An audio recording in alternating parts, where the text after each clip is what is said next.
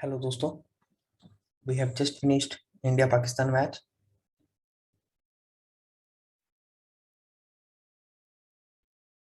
So this is the first video of our channel जो कि हम यूट्यूब पर पोस्ट करने जा रहे हैं और उम्मीद करते हैं कि आप लोगों को इस वीडियो से कोई ना कोई बेनिफिट जरूर होगा।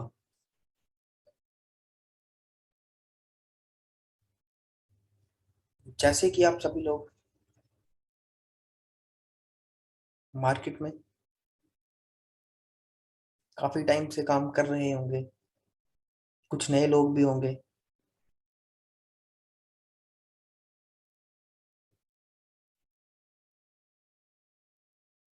तो उम्मीद करेंगे कि जो भी आज हम पढ़ेंगे या जानने की कोशिश करेंगे वो आप सब लोगों के काम जरूर आएगा।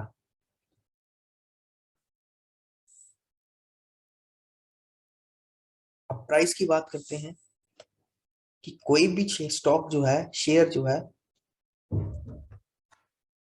वो जब भी ऊपर की तरफ या तो नीचे की तरफ मूव करेगा तो होगा क्या उसमें? There will be a change in the price. जब भी स्टॉक ऊपर या नीचे जाएगा उसमें जो भी चेंज आएगी उसके प्राइस में चेंज आएगी। या तो प्राइस ऊपर की तरफ जाएगा या तो प्राइस नीचे की तरफ जाएगा। जैसे कि आप इस चार्ट में देख सकते हो, निफ्टी का चार्ट है डेली, कि यहाँ से प्राइस ऊपर की तरफ जा रहा है और यहाँ से प्राइस नीचे की तरफ जा रहा है।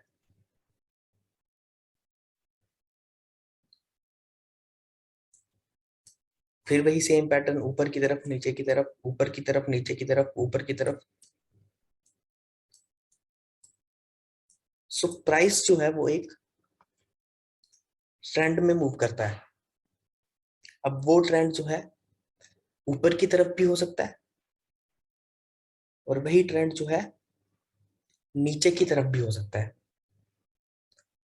जब भी प्राइस ऊपर की तरफ मूव करेगा उसको हम अप ट्रेंड कहेंगे, और जब भी प्राइस नीचे की तरफ मूव करेगा उसको हम डाउन ट्रेंड कहेंगे। अब जब भी हमको डेली टाइम फ्रेम पर काम करना है, मोस्टली हम डेली का जो चार्ट यूज करेंगे, we will use it for positional purpose. Let's say आपको 5 दिन के लिए, 10 दिन के लिए या कुछ दिनों के लिए स्टॉक को होल्ड करना है तो वो पोजिशनल ट्रेड में आएगा। और बेस्ट टाइम फ्रेम जो रहेगा पोजिशनल के लिए, दैट विल बी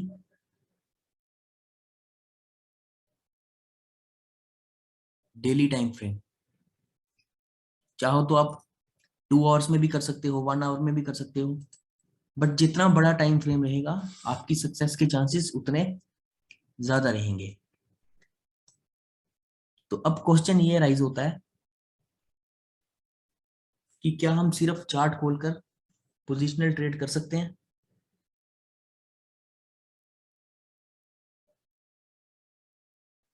अगर तो आपके पास बहुत सारा एक्सपीरियंस है और आप चार्ट पैटर्न्स को आइडेंटिफाई कर सकते हो, in that case you may take a chance. But best possibility क्या रहती है कि हम कुछ इंडिकेटर्स का यूज करें ताकि जो भी हमारा सक्सेस के चांसेस है वो बढ़ जाए।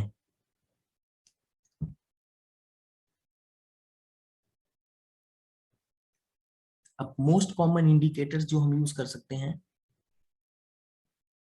That will be moving average, that will be RSI।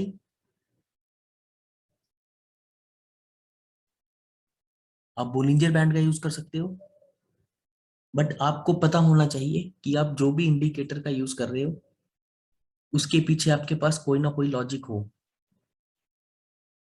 अब ऐसा तो नहीं कर सकते कि आपने कोई भी वीडियो देख ली कि उस बंदे ने ये इंडिकेटर यूज किया तो मैं भी ये इंडिकेटर यूज करूंगा। नहीं, आप ऐसा बिल्कुल भी नहीं करोगे। अब उसके पीछे का रीजन ये है कि हो सकता है उस पर्टिकुलर पर्सन की उसके पीछे स्टडी हो जिससे वो उस इंडिकेटर में कामयाब हो रहा है। तो इसीलिए हम लोगों को कम से कम ये कोशिश करनी है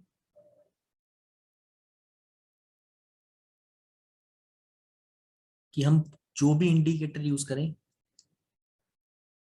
प्राइस एक्शन यूज करें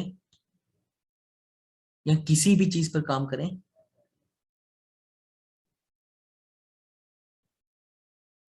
हमको उस पर पहले प्रैक्टिस करनी है, बहुत ज्यादा, बहुत ज्यादा प्रैक्टिस करनी है,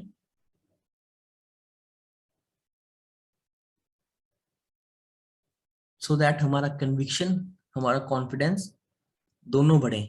क्योंकि जब तक हमारा कॉन्फिडेंस नहीं बढ़ेगा, हम कितना भी स्टडी कर लें, हमको कोई बेनिफिट नहीं होने वाला है। अब मैं आपको सिंपल सी एग्जांपल देता हूं। हम इस पे सपोज करते हैं मूविंग एवरेज यूज करेंगे।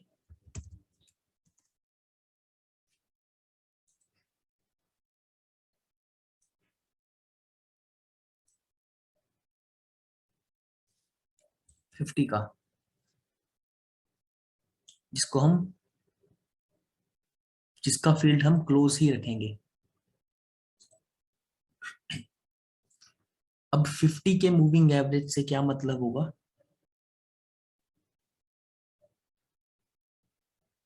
कि 50 दिन का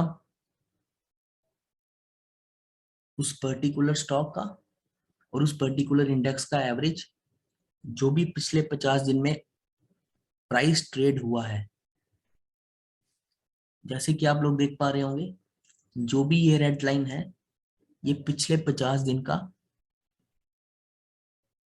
निफ्टी के प्राइस का एवरेज है।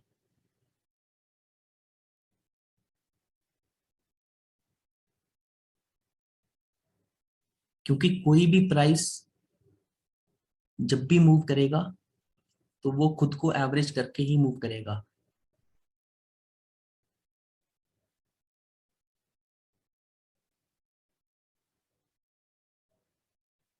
बिना एवरेज किए प्राइस आके मूव नहीं कर सकता। अब प्राइस जब भी एवरेज करेगा तो वो दो तरीके से कर सकता है, या तो वो टाइम वाइज करेक्शन करेगा या तो वो प्राइस वाइज करेक्शन करेगा एवरेज के पास आने के लिए। तो मोस्ट कॉमनली हम डेली टाइम फ्रेम पे पोजिशनल ट्रेड के लिए 50 का सिंपल मूविंग एवरेज यूज करेंगे। क्योंकि 50 दिन के मूविंग एवरेज का मतलब होगा उस पर्टिकुलर स्टॉक के 50 दिन का एवरेज, उन 50 दिन में जो भी प्राइस ट्रेड हुआ है।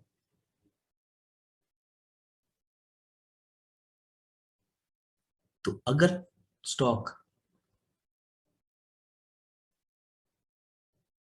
50 दिन के एवरेज के ऊपर मूव कर रहा है तो इसका मतलब ये है कि स्टॉक जो है वो बुलिश है, मतलब अप ट्रेंड में है। और अगर स्टॉक 50 दिन के मूविंग एवरेज के नीचे मूव कर रहा है तो इसका मतलब है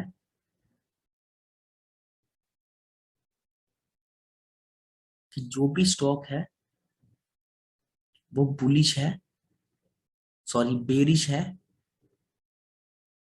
और डाउन ट्रेंड में है।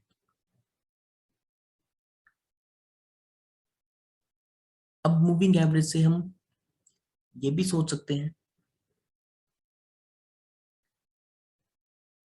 कि 50 दिन किसी भी चीज का एवरेज निकालेंगे, अगर वो अपने एवरेज के बिलो मूव कर रहा है, कोई भी चीज हो, तो हम किसी भी चीज में गैस कर सकते हैं कि वो चीज डाउन साइड में है, ना कि अप साइड में। अब हम 50 मूविंग एवरेज का यूज कैसे करेंगे?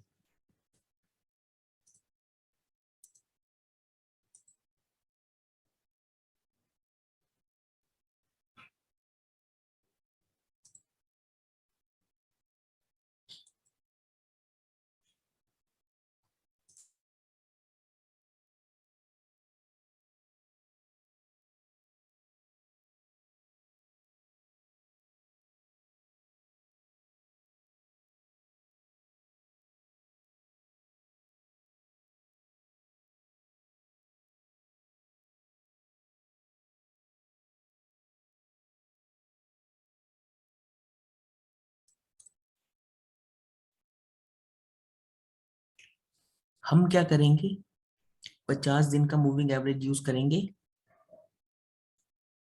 बट 3 तरीकों से। एक तो हम जो 50 दिन के मूविंग एवरेज का क्लोजिंग एवरेज होगा, मतलब कि जिस प्राइस पर डे क्लोज हुआ होगा, उस प्राइस का 50 दिन का एवरेज लेंगे। दूसरा, जो 50 दिन का हाई रहा होगा, उस हाई का 50 दिन का एवरेज लेंगे। और तीसरा, जब भी 50 दिन का जो लो होगा, उस लो का एवरेज लेंगे, सो दैट हमारे पास एक एवरेज का काफी बड़ा एरिया आ जाए, ताकि हमारे लिए उस स्टॉक प्राइस को मूवमेंट ट्रैक करना और इजी हो जाए। अब जैसे कि हम इस चार्ट में देख सकते हैं, निफ्टी का चार्ट है, हमने यहाँ पर 50 मूविंग एवरेज, लो, क्लोज और हाई, मतलब जो ये वाला रेड लाइन है, ये 50 दिन के लो का एवरेज है, ये 50 दिन के क्लोज का एवरेज है, ये 50 दिन के हाई का एवरेज है। तो जब तक स्टॉक इन तीनों एवरेज के ऊपर क्लोजिंग ना दे, तब तक हम उसमें बाय के ट्रेड के लिए नहीं जाएंगे। और जब तक स्टॉक इन तीनों एवरेज के नीचे क्लोज ना दे दे, तब तक हम सेल ट्रेड के लिए नहीं जाएंगे। अब यही चीज हम किसी स्टॉक में अप्लाई करके देखते हैं। लेट अस से हम ब्रिटानिया देखते हैं।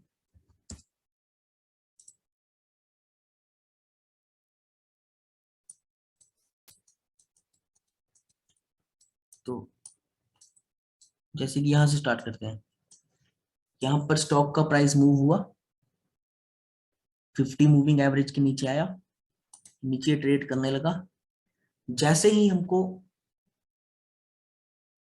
प्राइस तीनों एवरेज के नीचे ट्रेड करता दिखाई दे, हम क्या करेंगे, जो 50 मूविंग एवरेज हाई होगा, उसको स्टॉप लॉस मान लेंगे, और 50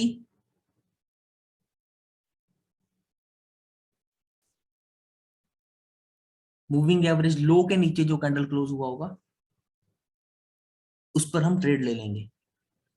तो जैसे कि हम यहाँ पर अगर ट्रेड लेते, तो यहां से यहां तक गया। अब जैसे ही ये 50 मूविंग एवरेज के पास आएगा, यहां पर हम डाउन साइड का ट्रेड एग्जिट करेंगे, और जैसे ही इसके ऊपर क्लोज हुआ, हम अपसाइड के ट्रेड में एंटर कर जाएंगे। तो अपसाइड के ट्रेड में हम एंटर किए, तो यहां से यहां तक गया, फिर एवरेज करने आया, बट यहां से फिर नीचे, नीचे नीचे नीचे, यहां पर फिर एवरेज करने आया, फिर नीचे, ऊपर निकला, फिर ऊपर, यहाँ पर ऊपर नीचे, यहाँ पर ऊपर क्लोज, बट वहां से फिर नीचे, यहाँ पर 50 मूविंग एवरेज पे एवरेज किया और वहां से फिर डाउन साइड, फिर यहाँ पर एवरेज, एक कैंडल ऊपर, फिर नीचे, फिर एवरेज किया, फिर ऊपर, फिर नीचे। तो जैसे कि आपने देखा कि जो भी ये 50 मूविंग एवरेज है वहां पर ये एवरेज करेगा, और एवरेज करने के बाद या तो अपसाइड की तरफ चला जाएगा या तो डाउन साइड की तरफ चला जाएगा। तो अब आप एक चीज और बोलोगे कि जैसे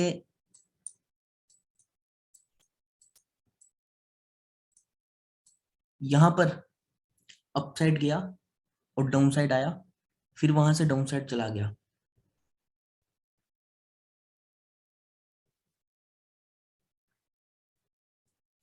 तो आप ये चीज सोच सकते हो कि अगर यहां से जैसे सपोज करते हैं कि अपसाइड की तरफ गया, तो अपसाइड के बाद 50 मूविंग एवरेज पे एवरेज करने आया और वहां से फिर नीचे की तरफ चला गया, तो क्वेश्चन ये अराइज होता है कि हमको ट्रेड में एग्जिट कब करना है।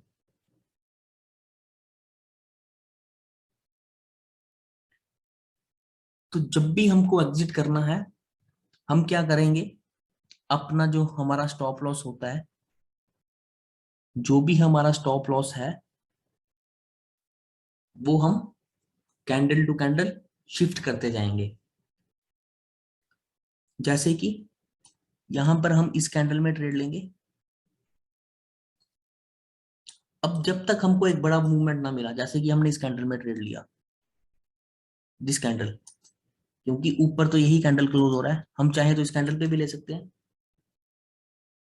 अब जैसे हमने इस कैंडल पे क्लोज की, सॉरी ट्रेड लिया, तो हमारा स्टॉप लॉस है दिस वन, 50 एमए का लो।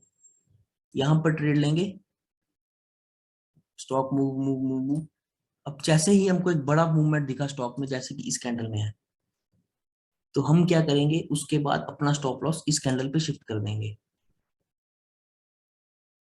जब तक इस कैंडल का लो ना ब्रेक हो, हम अपना स्टॉप लॉस नहीं काटेंगे, मतलब कि ट्रेड से एग्जिट नहीं करेंगे। दूसरा कंडीशन ये हो सकता है कि आपको आपका टारगेट मिल जाए, जितना भी आपने रखा है, 5%, 10%, आप चाहो तो उसके बाद भी कट कर सकते हो, बट दिस वे में हम जो है मैक्सिमम प्रॉफिट जो है वो अचीव कर सकते हैं। अब जब इस कैंडल को हमने अपना स्टॉप लॉस लिया, उसके बाद स्टॉक प्राइस और मूव किया गया ऊपर ऊपर ऊपर ऊपर, उसके बाद हम क्या करेंगे, इस कैंडल का लो स्टॉप लॉस ले लेंगे, स्टॉक प्राइस और मूव किया, हम इस कैंडल को अपना स्टॉप लॉस ले लेंगे, उसके बाद और मूव किया, आप चाहो तो यहाँ पर एग्जिट कर दो, यहाँ तो आपने अगर यही स्टॉप लॉस रखा है, तो इस कैंडल का ब्रेक होने का वेट करो, यहाँ तो स्टॉक और ऊपर जाने दो, तो हम यहाँ पर भी एग्जिट कर सकते हैं। हमारी एंट्री हुई थी 3600 और हमारा एग्जिट होगा 4000, राउंड अबाउट 10%। उसके बाद स्टॉक प्राइस, छोटे छोटे कैंडल्स, छोटे छोटे कैंडल्स। अब मैं आपको इसी तरीके से चार्ट दिखा रहा हूँ, क्योंकि सपोज ये कैंडल आज तक का बना है, अब हमको नहीं पता कि कल मार्केट में क्या होगा। एक और इंपॉर्टेंट बात, जब भी हमको डाउन अपसाइड के ट्रेड के लिए जाना है और हमको कैंडल जो है तीनों 50 के पास दिख रहा है, तो हम अपसाइड के ट्रेड में तब तक एंटर नहीं करेंगे जब तक हमको इन तीनों के ऊपर एक ग्रीन कैंडल क्लोज ना दिखे, और तब तक हम डाउन साइड के लिए ट्रेड के लिए नहीं जाएंगे जब तक हमको इन तीनों कैंडल के नीचे रेड कैंडल क्लोज ना मिले। अब आगे देखते हैं, नेक्स्ट डे का वेट किया, we got green candle next day. अब इस कैंडल की बात करें,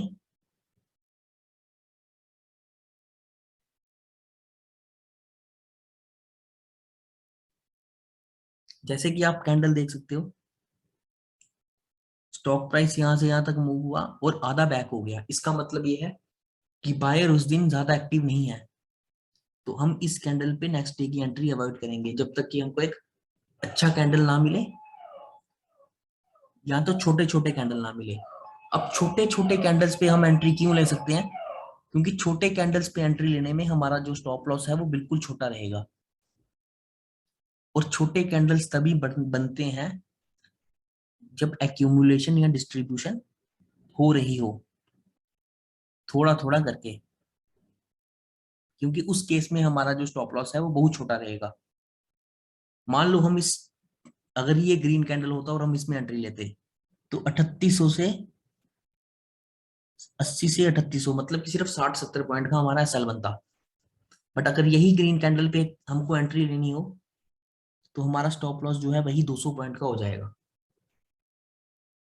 दूसरी बात, जब भी हमको एंट्री लेनी है, जैसे कि हमने यहाँ पर एंट्री ली, यहाँ पर हम एंट्री तब तक नहीं लेंगे जब तक कि इस ग्रीन कैंडल के ऊपर क्लोज ना करेगा। मतलब कि ये कैंडल था हमारा 3579 हाई था, जब तक 3579 के ऊपर क्लोजिंग नहीं देगा तब तक हम एंट्री नहीं लेंगे। और इसने क्लोजिंग दी 3579 के ऊपर थर्ड डे जाकर के 3617 पर, तो हम उस दिन एंट्री ले सकते हैं या most probably next day entry ले सकते हैं।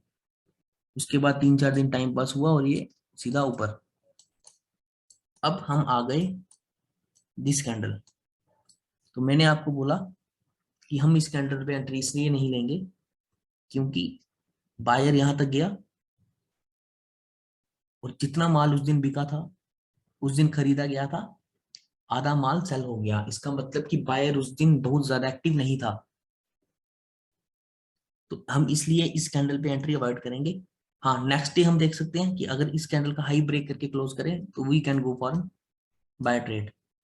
Next day red candle no entry, red candle no entry, red candle no entry. अब इस रेड कैंडल को हम देखें, कैंडल भी छोटा है और इसने क्लोज भी 50 के लो के नीचे किया है। हम नेक्स्ट डे वेट करेंगे, अगर इसका लो ब्रेक होता है तो हम सेल के ट्रेड के लिए जाएंगे। स्टॉप लॉस हमारा रहेगा इसके ऊपर, या तो हम इसके ऊपर एक क्लोजिंग देख लें या तो इस कैंडल का जो हमारा हाई है वो स्टॉप लॉस ले लेंगे। तो next day green candle, green candle, green candle, green candle. अब ये कैंडल इसके ऊपर से ओपन लो बना करके सीधा नीचे गया, बट इसने क्लोज कहाँ किया है? 50 MA के नीचे। यहाँ से नीचे नीचे नीचे नीचे नीचे। हमारा स्टॉप लॉस हमने कहा था कि हम कैंडल बाय कैंडल उसको ट्रेल कर सकते हैं। तो यहाँ से स्टॉप लॉस यहाँ आया होगा। और जब भी हमको पोजिशनल ट्रेड लेना है, हमारा जो स्टॉप लॉस रहेगा वो हमेशा क्लोजिंग बेस पे रहेगा, ना कि हाई लो के बेस पे। तो इसके नीचे क्लोज, इसके नीचे क्लोज, इसके नीचे क्लोज, इसके नीचे क्लोज। अब हम इस कैंडल को भी ऐसे ले सकते हैं, इस कैंडल को भी ऐसे ले सकते हैं, नीचे नीचे नीचे नीचे नीचे नीचे। तो अगर हम यहां तक भी आए होंगे तो एटलीस्ट वी हैव गॉट यहाँ से 3840 से ऑलमोस्ट 5%। उसके बाद टाइम पास, फिर हम, हमारा तो ट्रेड अब एग्जिट हो गया। अब हम जैसे ही हमको ये 50 के नीचे यहाँ पर दिख रहा है, यहाँ पर हम एंट्री नहीं ले सकते।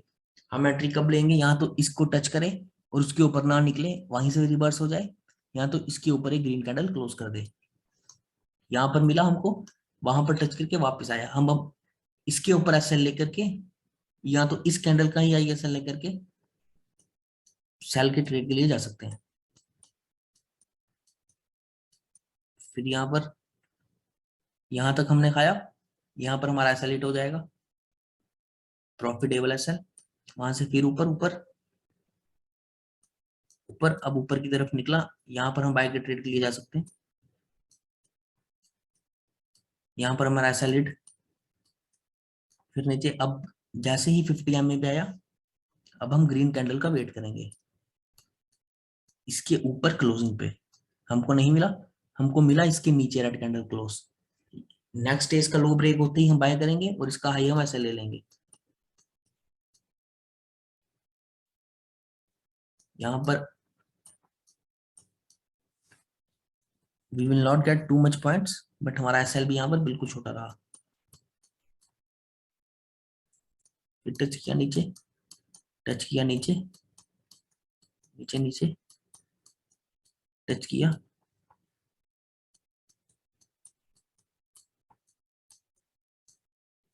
अब यहां पर देखो, यहां पर द मोस्ट इंपॉर्टेंट पार्ट की जो चीज मुश्किल लगती है, अब हम ऊपर क्लोज होने के बाद हाई कटने का वेट क्यों करते हैं?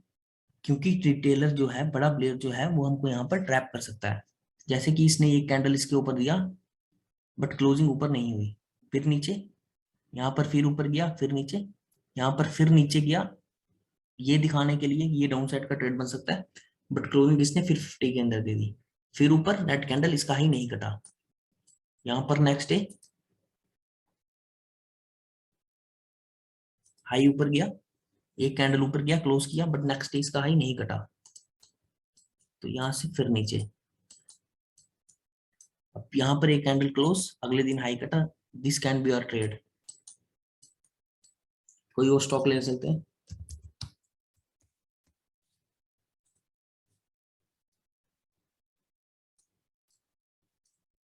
लाइंस को देख सकते हैं, टाइम पास 50 के ऊपर, फिर एवरेज किया नीचे, फिर एवरेज किया ऊपर, नीचे नीचे, ऊपर नीचे,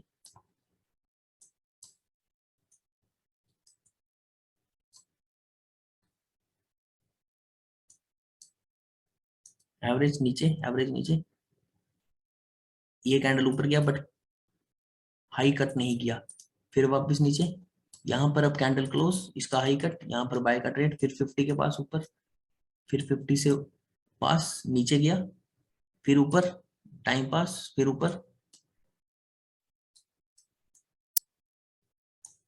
तो इस तरीके से जो है हम 50 के मूविंग एवरेज का है वो यूज कर सकते हैं। This class was completely not planned।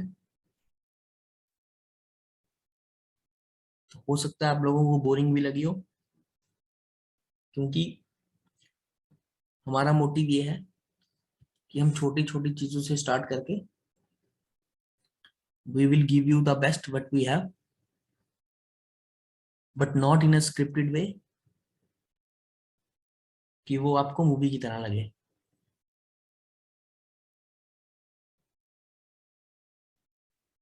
हमारा मोटिव ये है कि आप लोगों को जो रियल नॉलेज है वो हो, ताकि आप लोगों का पैसा बने,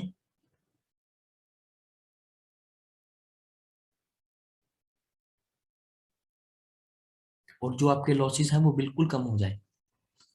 अब इस स्ट्रेटजी को, हम इसको स्ट्रेटजी तो खैर नहीं बोल सकते, बट हम सिंपल एक मूविंग एवरेज का यूज करके भी जो है प्रॉफिटेबल बन सकते हैं।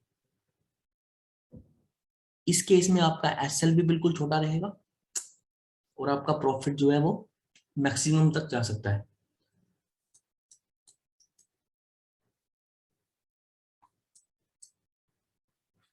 उसके बाद जैसे ही हम पोजिशनल ट्रेड मान लो ना करना चाहें, या तो आपको और छोटे टाइम के लिए देखना है, तो हम इसमें एक तो 50 का मूविंग एवरेज यूज कर लेंगे, और एक तो 20 का मूविंग एवरेज यूज कर लेंगे।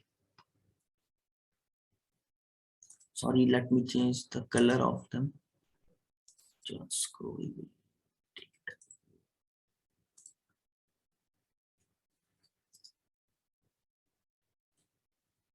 दूसरा तरीका ये हो सकता है कि जैसे ही 20 का मूविंग एवरेज 50 के मूविंग एवरेज को क्रॉस करेगा, तब भी हम बाय के ट्रेड के लिए जा सकते हैं, और जैसे ही 50 का मूविंग एवरेज 20 के मूविंग एवरेज के ऊपर आएगा, तो हम सेल के ट्रेड के लिए जा सकते हैं। मतलब जैसे ही 20 का मूविंग एवरेज ऊपर आएगा, we can go for a buy trade, और जैसे ही 20 का मूविंग एवरेज नीचे आएगा, we can go for a sell trade. Positional में हम सिर्फ बाय के ट्रेड के लिए जाएंगे, ना कि सेल के ट्रेड के लिए, क्योंकि सेल के ट्रेड के लिए आपको फ्यूचर में ट्रेड करना पड़ेगा या तो ऑप्शन में ट्रेड करना पड़ेगा। तो सिर्फ हम इस तरीके से फ्यूचर एंड ऑप्शन में ट्रेड नहीं कर सकते, क्योंकि वहां पर रिस्क बहुत ज्यादा है। हाँ, इन कैश ये स्ट्रेटजी आपको, जो कि बिल्कुल सिंपल है, आपको पैसे दे सकती है। मान लो अब जैसे करंट सिचुएशन में देखते हैं, तो ये अब 50 प्राइस जो है 50 और 20 के बीच में मूव कर रहा है। तो अब हम वेट करेंगे कि या तो प्राइस 50 के नीचे आ जाए तो हम शॉर्ट के ट्रेड के लिए जाएं, या तो 20 के ऊपर आ जाए ताकि हम बाय के ट्रेड के लिए जाएं। तब तक हम रिलायंस में ट्रेड नहीं ले सकते। कोई और स्टॉक होल्ड करके देखते हैं। HDFC,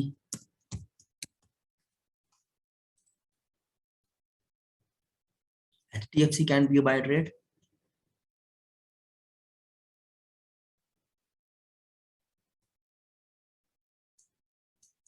यहाँ पर देख लो 20 के मूविंग एवरेज नीचे आया, सेल का ट्रेड बनता है, फिर 50 तक एवरेज किया, फिर नीचे 50 तक एवरेज नीचे, 50 तक एवरेज नीचे।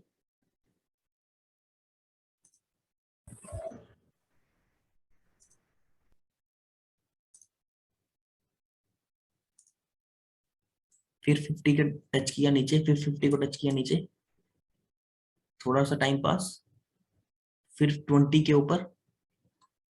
बट हम 20 के ऊपर ट्रेड तभी जाएंगे जब ये क्रॉस ओवर करेगा।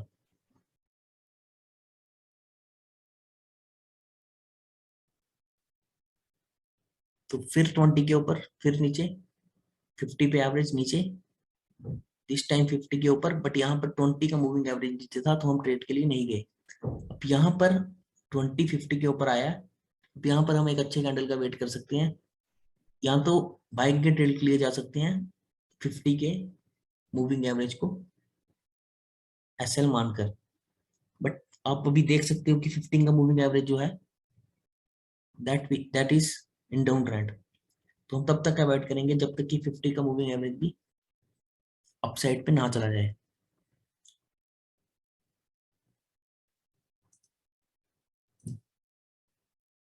अगर किसी को कोई डाउट पूछना है तो आप लोग पूछ सकते हो।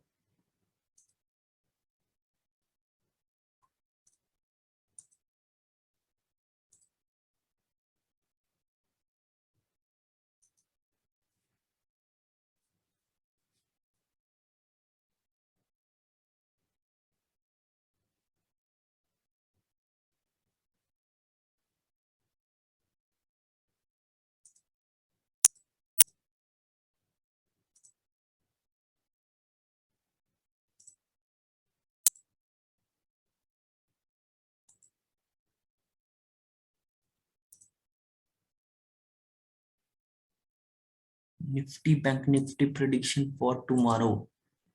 Okay sir, fine. तो हम निफ्टी का चार्ट खोलेंगे।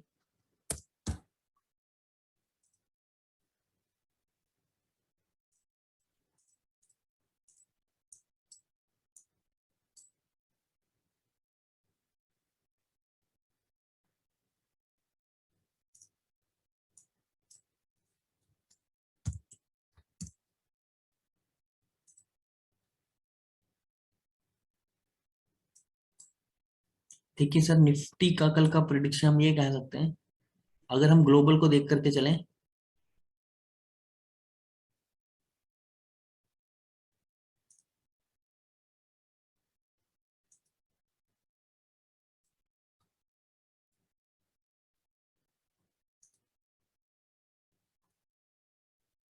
वी आर सीइंग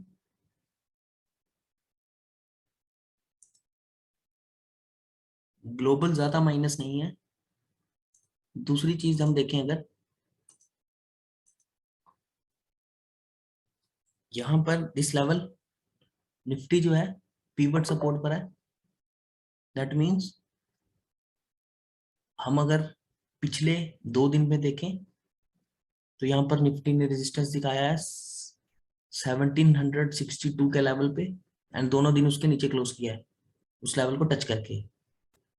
तो अब डेली पे जो निफ्टी का पीवट है, वही डेली का पीवट निफ्टी का वीकली पे भी होता है, और वही पीवट जो है मंथली पे भी होता है।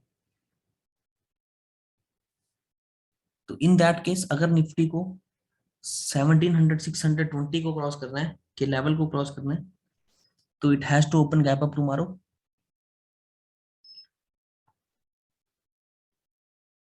Otherwise we can see Nifty trading below 760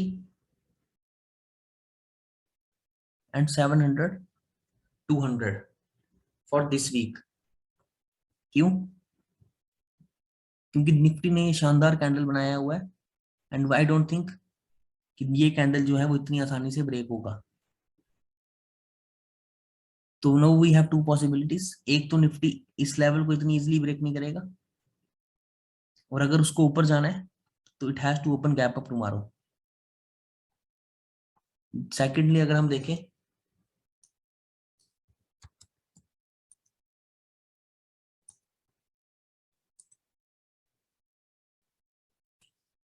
pivot level and जो 20 SMA है,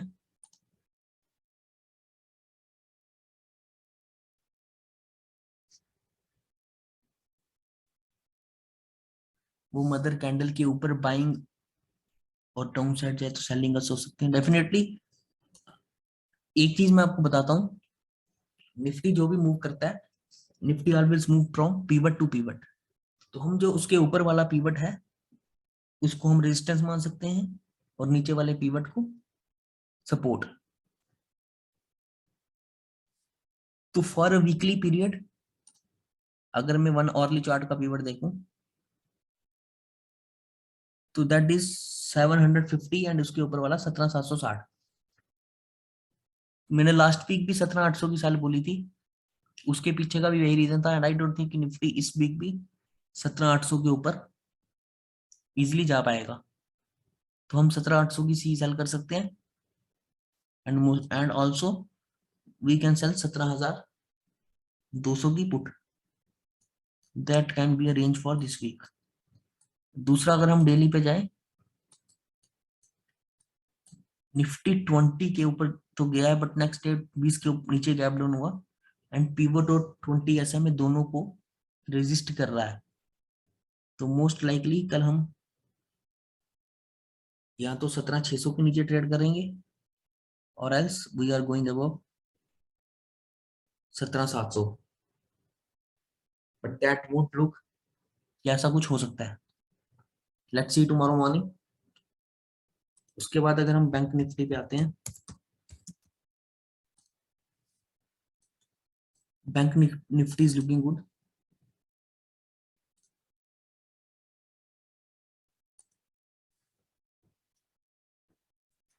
व्यू बहुत बुलिश भी नहीं है, व्यू बहुत बेरिश भी नहीं है। मैंने पहले भी चैनल पे डाला था, जब तक हम 18,000 के ऊपर नहीं आएंगे हम बहुत बुलिश नहीं है, और जब तक हम 17,200 के नीचे नहीं आएंगे हम बहुत बेरिश नहीं है। तब तक हो सकता है मार्केट इसी 700-800 पॉइंट के रेंज में काम करता रहे, घूमता रहे। तो अगर आप ऑप्शन बायर हो, छोटे छोटे ट्रेड्स में स्कैल्पिंग ढूंढ सकते हो। Otherwise this is the range for Nifty at least for this week. Bank Nifty काफी स्ट्रांग है, जब भी ऐसा शानदार कैंडल मिल जाए, यस कंसोलिडेशन मार्केट बोल सकते हैं। ये शानदार कैंडल, जब ऐसा कैंडल मिल जाए तो आपका व्यू पॉइंट जो है आपको क्लियरली मिल जाता है। 20 SMA के ऊपर है, पिवट के भी ऊपर है। Definitely we can see bank Nifty bullish for this week. अगर ज्यादा नहीं, it should come close to 40,000 this week definitely. और अगर बैंक निफ्टी को बेरिश होना है तो it has to open gap down tomorrow, क्योंकि जब भी पीवट और 20 SMA पास में होते हैं तो they act as a strong support and strong resistance, जैसे कि आप यहाँ पर देख सकते हो। अगर मैं बैंक निफ्टी का, let me show you,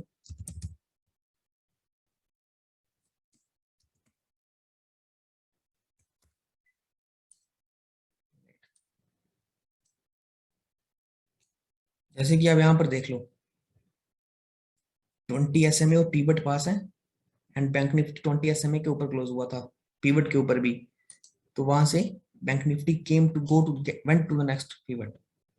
this is a sign of bullish. जब भी आपको पीवट और 20 SMA पास दिखेगा तो they act as a strong support and resistance. तो bank Nifty bearish, sorry bullish, Nifty not bullish not bearish. Any other doubt sir?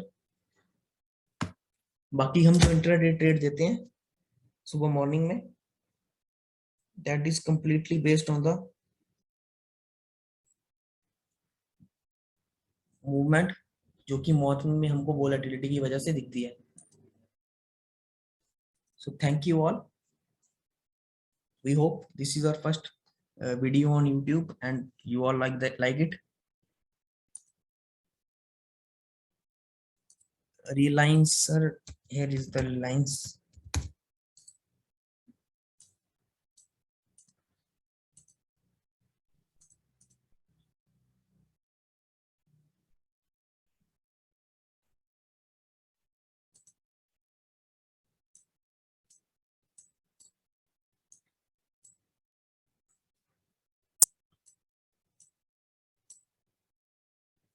Sir, Reliance is not in very good position right now to buy.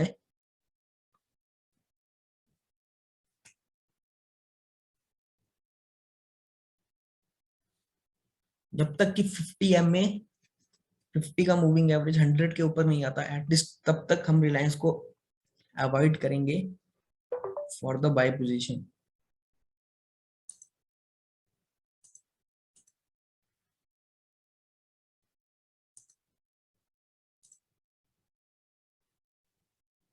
And even Reliance is,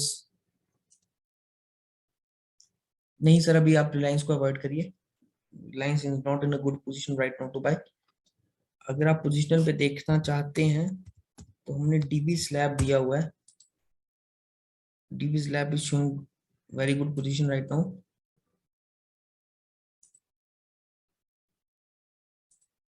DB slab आप देख bye कर सकते हो। हमने Apollo hospital दिया था, Apollo hospital we gave at this level, और अब ये 20 SMA के ऊपर आ गया, तो आप अपोलो हॉस्पिटल में बाय के ट्रेड के लिए डेफिनेटली जा सकते हो। रेस्ट जो भी पोजिशनल कॉल्स होंगे वो चैनल पे आते रहते हैं, and that are completely based on our scanners, जो मैं आपको दिखा देता हूँ, जैसे कि these are the sum of what we have. So we hope कि आप लोगों को कुछ समझ में आया हो। We will come with next video next week, and हम उम्मीद करेंगे कि we get better lesson by lesson. Thank you all.